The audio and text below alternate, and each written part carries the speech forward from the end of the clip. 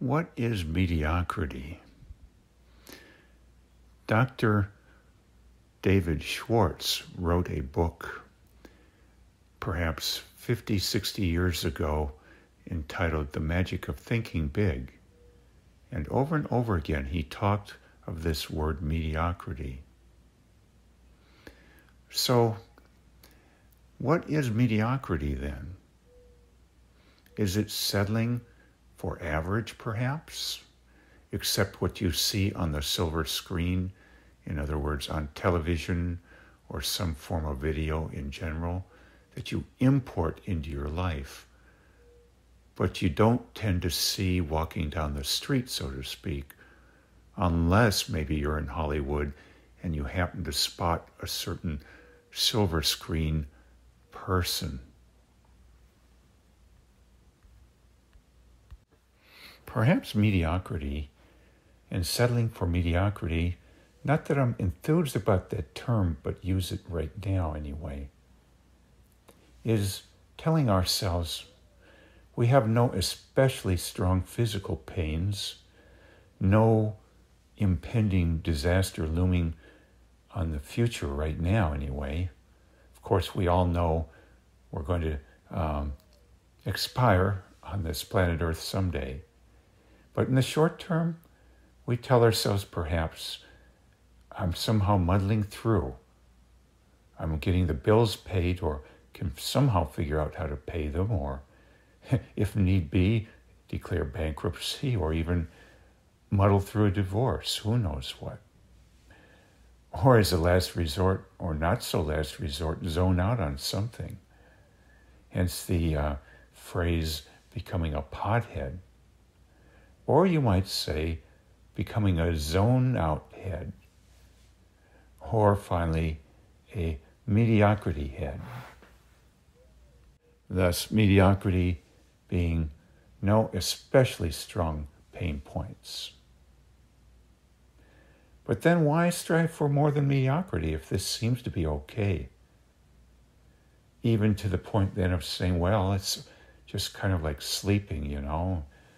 That seems to be okay. I don't need to have an ecstatic dream. As long as I avoid the nightmares, that's okay.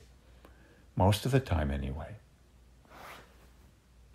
And we may then call this happiness, that we've achieved happiness, except for a twinge of jealousy or whatnot. Again, if you see someone on the silver screen, so to speak, on television, on video, anyone other than in your neck of the woods, your street, your shopping mall, your family and extended family, and so on, your church setting, if that's a part of your life. But then there's this term, joy. So what is joy then, if we were to talk of a concept beyond this satisficing, this it seems to be okay mentality, so to speak, that has pervaded so many societies, especially, I think, industrialized and modern-day societies, where it seems to be possible for many of us to not have to face a bear in the woods about to devour us or maul us, so to speak, at least in the short and medium term. And doubly so with the advent of television, where you can kind of live vicariously through somebody else's happiness, sometimes higher on average than yours or mine. Or so we tell ourselves. If we can't have something special or much better in certain ways, we can observe it and pretend it's us living that life. Isn't that what vicarious living is? Even played out to some level sometimes in a family setting, where one family member might be happier by far on average, and some other members then delighting in hearing stories from that person or observing them, almost like they're watching a television show or movie. And that's supposed to satisfy us and be okay. Until one day, perhaps, It may never come, but sometimes it does come. When you're walking down the street, or you're in the mall, or you're at a job place, and suddenly someone new appears on the scene. Or maybe they were always there, but you're suddenly questioning and reinterpreting. You're having basically lowballed their much higher level of happiness, or joy, you might call it, and saying, maybe this is the real McCoy. Maybe their joy isn't just a peroxide blonde type of joy. In other words, that it's not fake or totally fake, that there's something really to it. And then it just smacks you up the side of the head. Oh my goodness, what have I been possibly missing out on here? I've had a sense of okayness, but is there something much more? And I'm starting to see it perhaps all of a sudden right in front of my face, or stop lowballing what was in front of my face all along, not just out there on the silver screen that you can buy or tune in and out and say, well, that's just a matter of they're having exquisite genetics, or they pulled strings or something or another. That's a freak of nature and impossible to get for most people, including me. Or we stop saying then, well, if they seem happier, well, that's just because they're a god or a goddess. And so I can't have that, but I can enjoy it as part of their being a god or goddess. And I just got to know we're two separate species here, basically. Indeed, too, I'll be getting shortly to the point of what might be this special situation or two we call joy in somebody's life. We see perhaps more on that silver screen and call them a god or goddess or whatnot in the back of our head. But well, how can we perhaps see these traits to some level right around us very occasionally or rarely and discount it possibly? How could we be discounting it and saying it's just a peroxide blonde type of thing, a peroxide joy out of a bottle? In other words, it's fake somehow, and all we need to do is look closely enough and we're going to discover how it is being faked, or it will become apparent. We might say it's a flash in the pan then that will expire and everybody will know it was a flash in the pan fake. That they're going to crash and burn. And they're no different than any of the rest of us. For instance, a year ago I watched this video on YouTube. A man was seemingly serene or happy, calm, and a friend of his said to him, "Do you smoke marijuana to achieve that trait in you?" Or words to that effect. And he said, "Yes, I do." So there, a sort of peroxide blonde type of calmness exposed. And I suppose a number of people would wonder then, who is or who isn't having a trait of what you might call joy or special attributes that is being obtained by some kind of what you call in some circles a crutch. Like when I heard someone around me talking half a year ago of their cigarette usage and calling that a crutch, and it being useful in the short term. So if we were to just use that word for a minute here, crutch, we might sometimes discount some special trait in someone else that brings them seemingly greater happiness.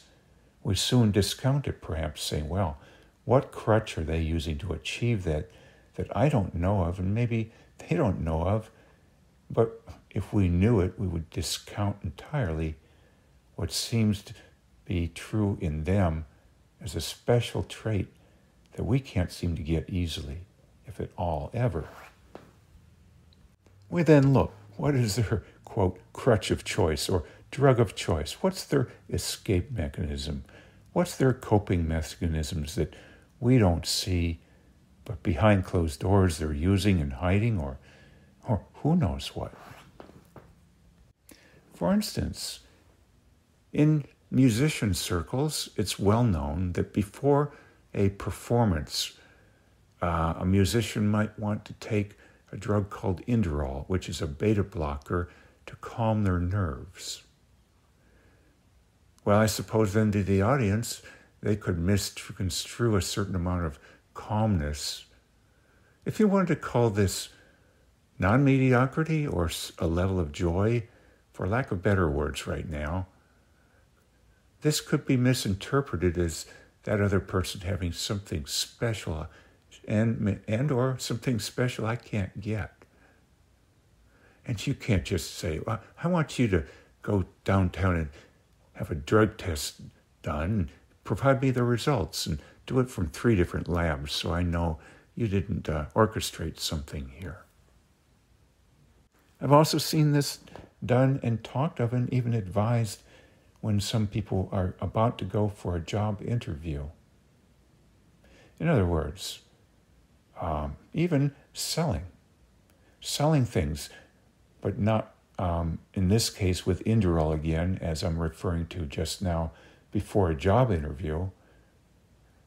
Rather, when selling something, talk yourself into it. Give yourself a pep talk, or a crutch talk, why don't we call it, or a drug of choice talk. How are we supposed to know who people are then?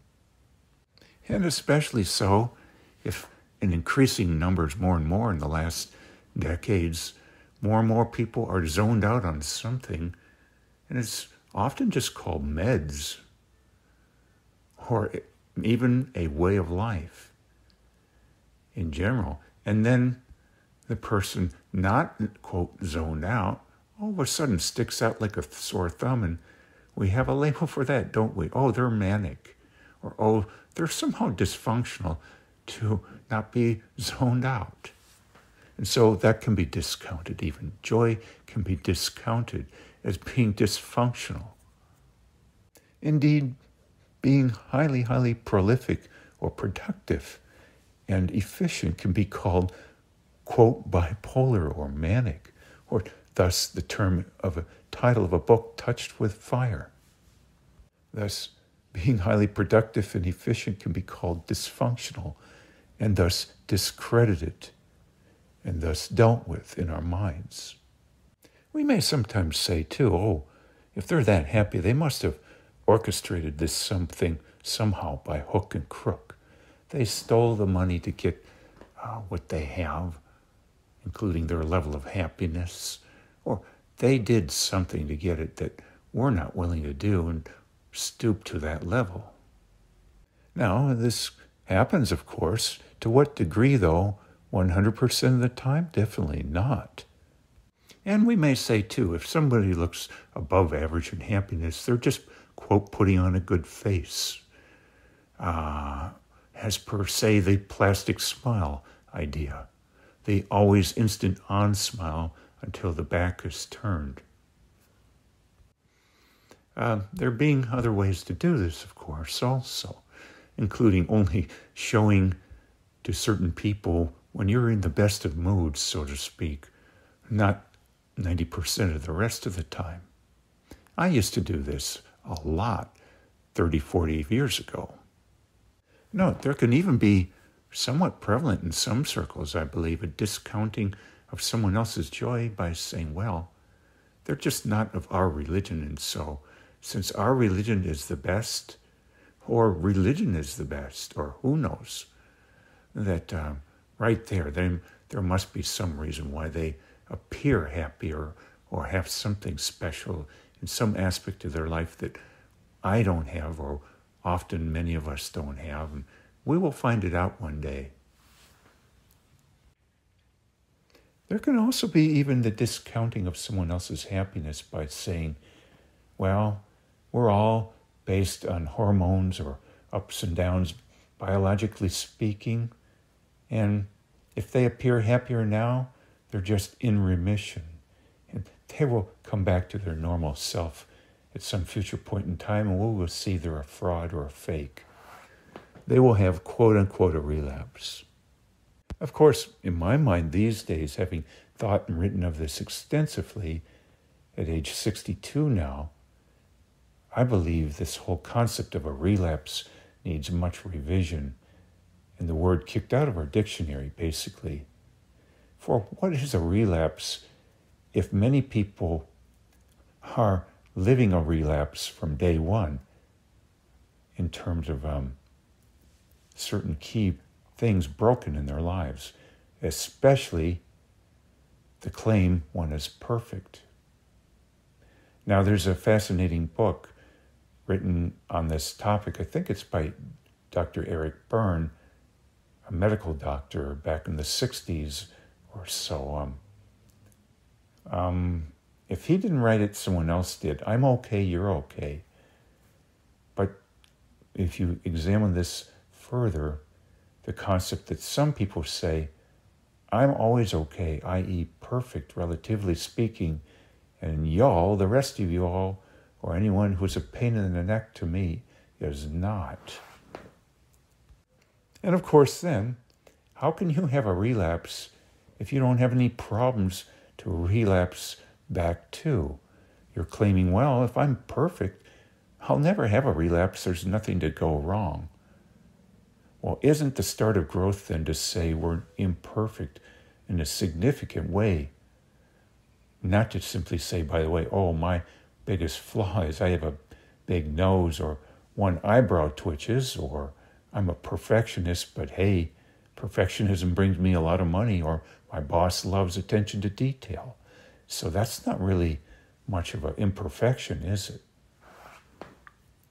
Indeed, I believe, as per Dr. Ann Schaaf, who passed away a few years ago and wrote, amongst other things, When Society Becomes an Addict, I believe it's possible for there to be ways of living that are quite not up to snuff in terms of what could be, but they're so commonplace, adhered to or practiced, that we don't know there can be something far better, or there's something dysfunctional about it, such that those not engaging in it are called pathological.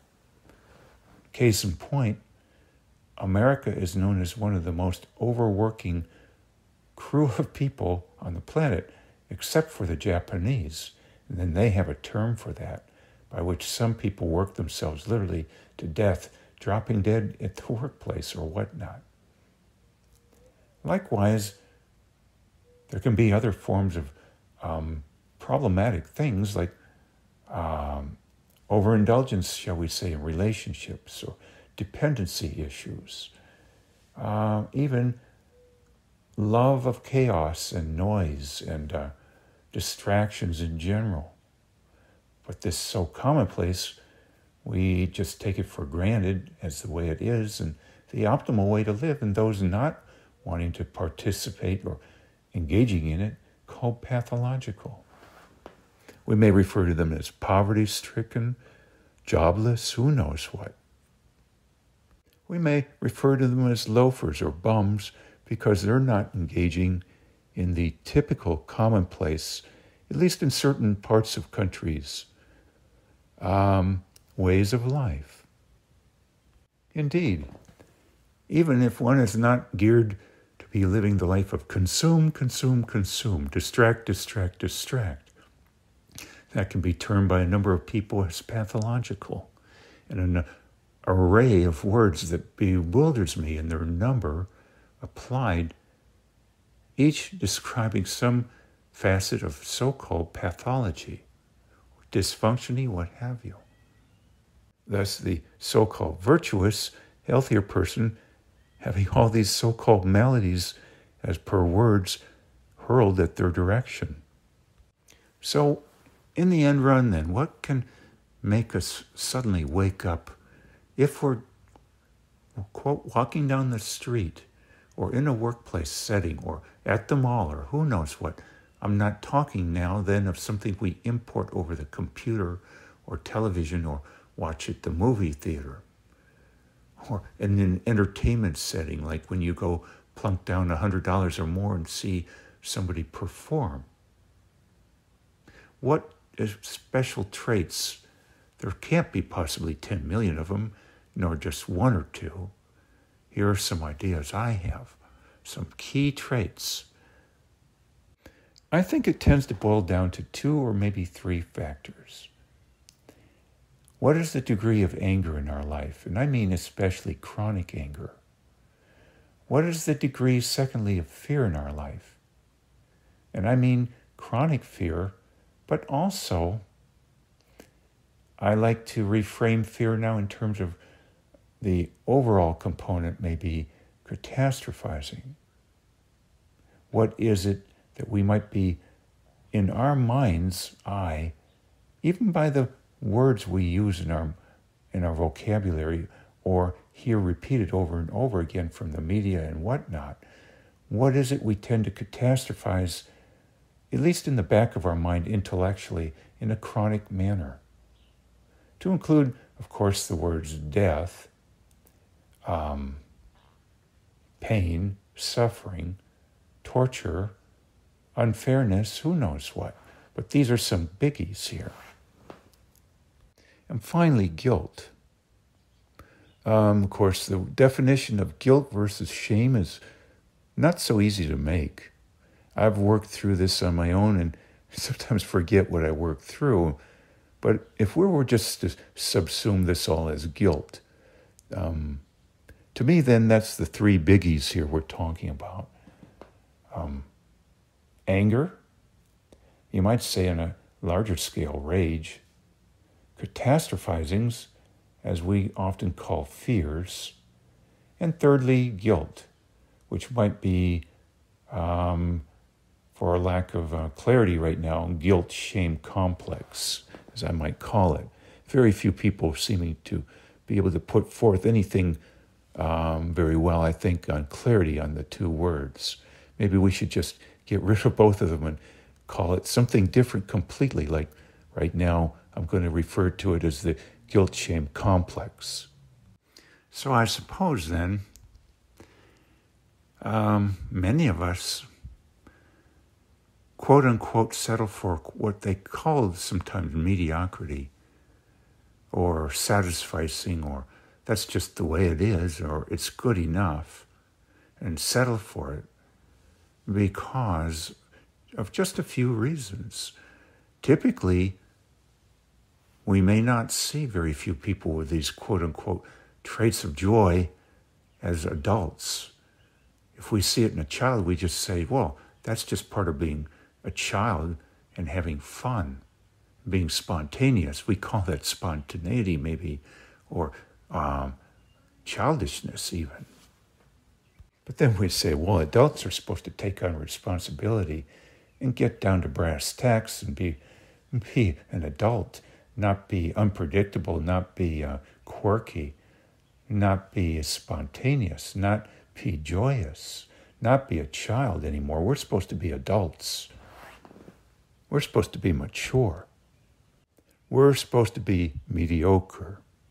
Or even, if you see anger in a child, or you see fear in a child, but you call it the child joyous or happy enough, by far, then we might just say, well, that's okay. But we fail to distinguish then that this child often is not chronically angry, chronically fearful or terrified or catastrophizing something, or chronically guilty feeling, or chronic problems with what I now coin the shame-guilt complex. For those who have a Christian flavor, by the way, they might remember the Bible verse to the effect of don't let the sun go down on your anger. Wouldn't that be an appropriate phrase then to say don't have chronic anger? But maybe chronic anger, chronic fear, chronic guilt, shame complex issues have to do with a chronic way we look at something by the words we use, the concepts. It's not like a bunch of feelings that go up and down by some hormonal process or mystery. It's that something is chronic because you have a chronic way of looking at it by the way you cognitively frame it, so to speak, the way you examine it with your words. Or, of course, what you are told on television, the movies, and whatnot. Let's call it the outward inputs. So to summarize, we may say, if we see something better than what we have in general as adults right around us on average, we may try to discount it in our mind's eye. Oh, well, they're just from Hollywood, or oh, they're gods or goddesses. Oh, they have better genetics. Oh, they bought their way to get that, or they stole for it, or they cheated, or they had relatives get them in the know and get those positions, or they had the money to get the best psychoanalysis in town. Or, regarding children, we may just discount the happiness above ours by far by saying, well, they're children, and when they grow up, they will find out the realities of life, that they can no longer run from reality and from responsibility. They will quit being a child and be real here. Isn't that what we might say to ourselves? Or we say, what is their drug of choice? What is their crutch of choice? There must be something. Or we might say once again, too, if walls could talk, and if we could see who they really are, and that they are just putting on a front, we would see, oh, they're just a peroxide blonde. They're a peroxide happier than me person. And we just don't know how they pull it off. We don't know the brand of hair coloring they're using and whether or not they're using any hair color or whether underneath it's real, as per their happiness in this case, that seems above ours by far in one of these three areas: chronic anger, chronic, chronic anger, chronic fear or catastrophizing, and chronic guilt, shame. And then finally, as it strikes me these days, we might discount by saying, well, if they're on top now, they're going to be down another time. It's hormonal. We're going to say, well, they're just, as per this bipolar concept, up now, down now, and it's a mystery why, and it's partly genetic, and who knows what. It's very complicated, and maybe 1,000 years from now we'll know, or 100 years, or whatnot. We just throw up our hands and say, well, it's just a mystery, but it's a flash in the pan. We're just going to sit tight and wait, and we're going to see them have their downs too, like so many others. They'll be back in Hollywood, in rehab, that is. They'll be back in prison. They'll be back to their normal selves or their ups and downs. They're going to have their relapse. Of course, isn't, again, in my mind at least, the relapse concept being, oh, they're going to have a downturn. We never often hear the concept that some people are going to never have a relapse if they consider themselves perfect all the time to begin with. A relapse being a downturn from optimality, but if you're claiming to be optimal at all times, how can you have a downturn and in turn maybe call it a relapse from optimality? And barring any of those rational means of processing something we don't particularly understand or may not want to face or examine further, simply throwing up our hands and saying, well, they're not of my religion, my faith, my philosophical viewpoint, and so I know mine's the best. And so there must be something flaky about that person's seeming happiness, and it'll probably show in time, or I don't even have to examine it. I'm just going to outright say that something isn't up to snuff here and just dismiss the whole thing as the person being fraudulent in terms of what seems to be something they have that I don't, and I wish on the surface immediately thinking I could have. We may even say this regarding someone else's race. Our race is the happiest. Our political system is the happiest. Our religion, again, is the happiest. Our something is the happiest. Our group has to be the happiest. And so everything else is dismissed as somehow fraudulent or fake thus, or temporary. And it's going to be exposed in time if we have enough data or wait long enough. They're going to crash and burn.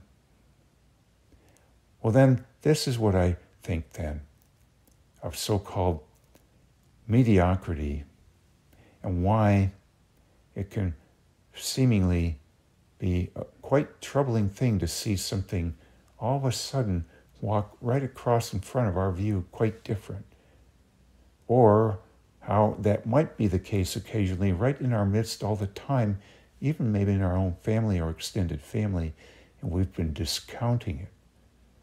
These are the thoughts then I have on how this process can occur.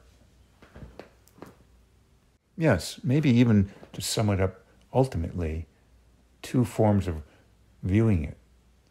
If someone seems happier in one of these three areas I talked of, the anger component, the fear/catastrophizing component, and the guilt-shame complex component, we have two views then, I think. Well, they're just gods and goddesses, or a god. And what do you expect? A god's supposed to be maximally happy, right? Or secondly, something just isn't up to snuff here, and it's fraudulent. Or it's a flash in the pan, it's going to fade. Yes, maybe that's a third approach, that if they're happy now, they're going to be miserable later and everything's cyclical. Now, more and more, to close out here, there is talk sometimes on YouTube channels, especially talk show hosts. I'm thinking, for instance, Lewis Howes, Howes, some others, saying a key component to our unhappinesses or mediocrity is limiting beliefs. Well, maybe societies have had such strong limiting beliefs. Maybe each society has their own pet favorite limiting beliefs, but what are these? Maybe they're societal-wide, very commonplace anyway, denials. Maybe that's part and parcel of what used to frequently be called delusions, in fact. And there is one book out on the market on mass delusions. Well, why not just reframe these as mass denials, or denials very commonplace in certain settings? Furthermore, if we're not talking denials in one fashion very explicitly, maybe a certain denial plays out in our word choice in a multiple fashion. For instance, how you view mankind versus inanimate objects can have a tremendous effect, I believe, on your vocabulary in general, as to whether you use what words are off the shelf, i.e. in dictionaries, or you get down to brass tacks reinventing a lot of words for your own use, at least, and kicking out of your vocabulary a lot of other use, for a lot of other uses. I'm muddling that a bit, but Tony Robbins has an interesting chapter on words in his older book. I think it's entitled Awaken the Giant Within. And others have talked a lot, too, on words, the importance of them. So maybe thus we don't just need to look at, quote, limiting beliefs, but limiting dictionaries of words. That I've never heard really expressed, except concepts put out by a number of people saying your words are very impactful or not, and very problematic sometimes. But I've never seen addressed anyone saying, maybe our word situation is so bad, we need someone to come along and rewrite an entire dictionary concerning words associated with people, emotions, societies, etc. So yes, to talk of limiting beliefs, we can be talking of core beliefs on a variety of issues, but it seems to me these have been talked of for ages. What I believe then we need to look at much more now is not just core beliefs on money, sexuality, politics, education, and a lot of other issues, but the core belief on our vocabulary set as found in dictionaries for eons. Maybe we need a totally new dictionary, as how we see mankind as much more complex than ever before, since the computer generation and mathematics getting much more complex and refined too. I'll close with something, I don't know the exact words, but Erich Fromm once wrote, amongst other things, The Art of Loving. I do remember this. He had stated somewhere in the book, I believe, that many people have never met someone capable of loving them. Well, I'm not so sure I am so peachy keen on the word love versus understanding, that is. But at any rate, I think the concept has a lot of merit. We all have an intuitive feel of being well loved or not. Erickson, too, I believe, the psychologist once, I think he or someone else said, it's not a matter of love or not love, but good enough love. If it wasn't Erickson, it was someone else on the tip of my tongue I can't remember the name of. So maybe an issue here then is not just, quote, limiting beliefs and this issue of love and not feeling this connection and so on, but what is the limiting word set we're using as per dictionaries? Maybe our dictionary set is so dysfunctional, so inept, that this is our biggest limiting belief. It's the belief that our dictionaries are suitable. That just comes to me as, in succinct fashion, maybe that's our biggest limiting belief, not concepts on religion, sexuality, and this and that, but the limiting belief that our dictionaries are suitable to living in an optimal fashion, rather than muddling fashion, rather than thus a fashion that is called by Dr. David Schwartz around 1960, was it? 1970, as mediocrity. I'll just close with those thoughts then.